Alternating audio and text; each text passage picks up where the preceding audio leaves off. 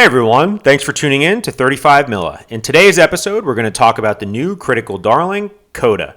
Coda has been nominated for 3 Academy Awards, including Best Picture, Best Adapted Screenplay, and Best Actor, and it was produced by Apple TV. In terms of background, Coda has been directed by a woman named Sian Heder. It is an adaptation of a French film called The Family Bélier, and apologies in advance as a dumb American. I do not speak French, so I'm sure I butchered that pronunciation. Sorry for all the French folks tuning in, but I did what I could. The film is anchored by 2 strong performances. One is by the lead, a character named Ruby, who's played by Amelia Jones, and the second anchor performance is by an actor named Troy Kotsur, who plays Ruby's father in the film. Kotsur, I should say, is a deaf actor, which is a big part of the film. Over 50% of the film is told in American Sign Language, which we'll get to in a little bit. But Kotsur in particular is fantastic in this movie, and he's been awarded with a BAFTA for his work. There are several other actors who do a great job in this movie, including 2 other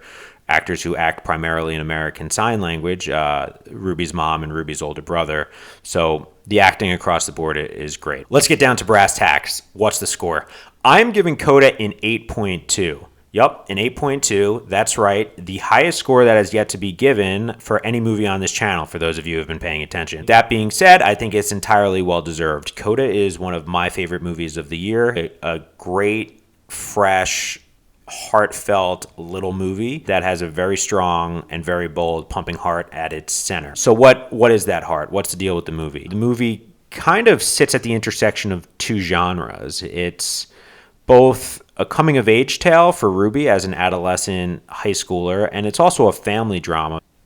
As the only member of her family who isn't deaf, Ruby kind of is an outlier in her own family, and you can feel the history of that generational, I don't want to say trauma, but that generational context of their family dynamics, right? So in that sense, the movie is kind of operating on 2 levels. It kind of packages your traditional coming-of-age story into a more nuanced and intricate and fresh story of family drama. I don't want to ruin too much of the movie, but the central conflict is that Ruby, as the sole member of her family who can hear and speak, happens to be a very talented musician, singer specifically, who wants to pursue a career in singing at the Berklee School of Music. That obviously causes problems with respect to the functioning of their family unit, because the family has a long history of a small family fishing business on the coast. Throughout the movie, you run into these challenges of Ruby's own desires versus her familial obligations, and that's the driving tension of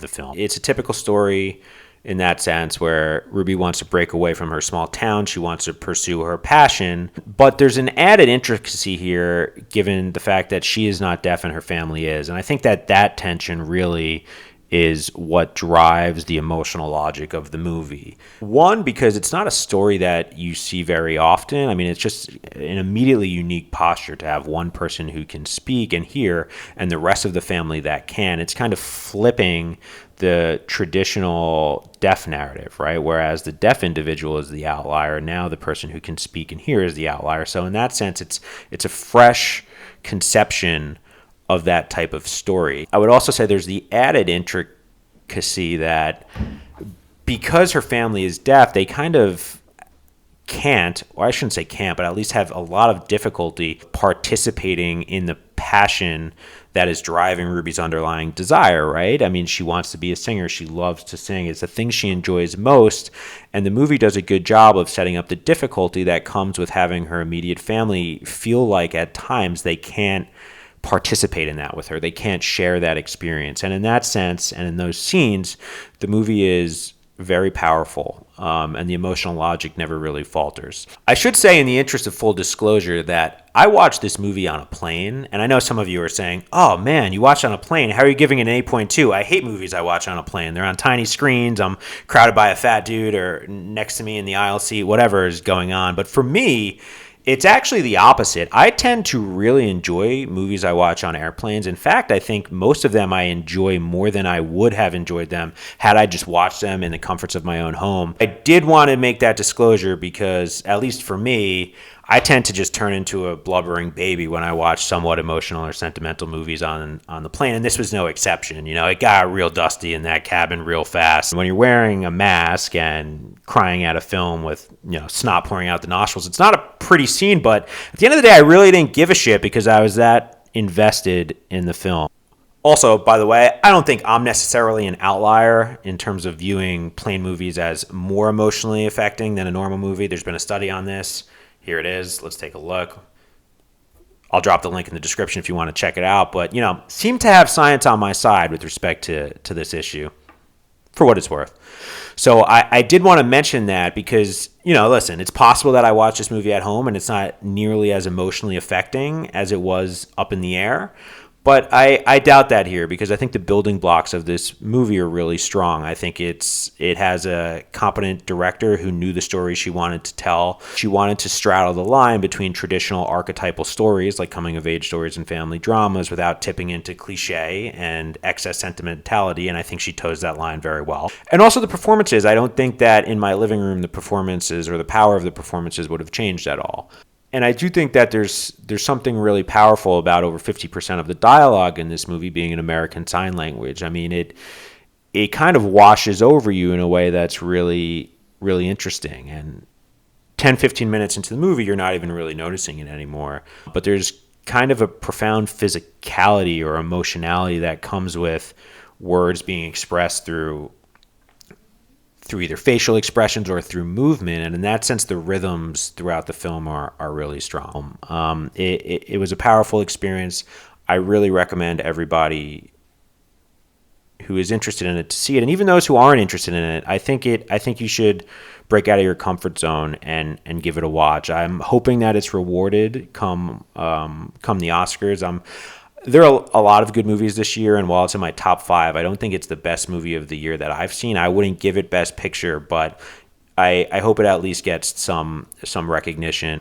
Now, I do want to make it a point to say that Film Twitter has kind of disparaged this movie. It just won the Producers Guild Award, which means that it's a rapidly rising contender in the awards scene, and as a result of that, Twitter folks have jumped up to try to pull it back down to earth. It's kind of unclear to me what exactly their criticism of the movie is. I've read a fair number of folks responding to it, and I think the big takeaway is that they view the movie as somewhat cliche. And listen, I get that. I mean, as I mentioned, it's a coming-of-age story. It's a family drama. These are not stories that always reinvent the wheel. They've been told for a long time. They're popular stories. But I don't necessarily think that there's a lack of imagination in this attempt. There's a reason why archetypal stories are archetypal stories that have been around for so long, because they're good, because they have very emotionally appealing conflicts that people can relate to.